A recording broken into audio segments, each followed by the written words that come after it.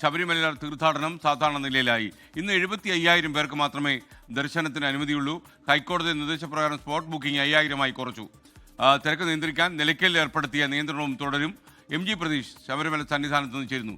പറയൂ പ്രതീഷ്, സന്നിധാനത്തെ വിശേഷങ്ങൾ.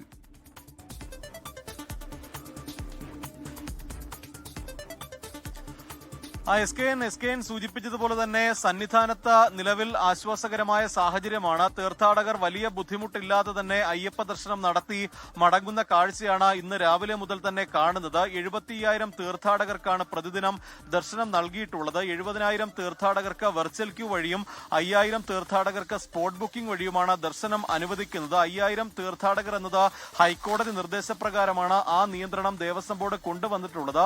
5,000 തീർത്ഥാടകർക്ക് മുകളിലെത്തുന്ന ഭക്തരെ നിലയ്ക്കലിൽ നിർത്തി അവിടെ തങ്ങാനുള്ള സൗകര്യമൊരുക്കും. അതിനുശേഷം അടുത്ത ദിവസം തീർത്ഥാടകരെ പമ്പയിലേക്ക് കടത്തിവിടും. അത്തരത്തിലുള്ള ഒരു ക്രമീകരണമാണ് ശബരിമലയിൽ ഏർപ്പെടുത്തിയിരിക്കുന്നത്. ഈ 5,000 എന്ന സ്പോട്ട് ബുക്കിംഗ് ഒരു പരിധി ഈ തിങ്കളാഴ്ച വരെ തുടരും എന്നതാണ് ഹൈക്കോടതി അറിയിച്ചിരിക്കുന്നത്.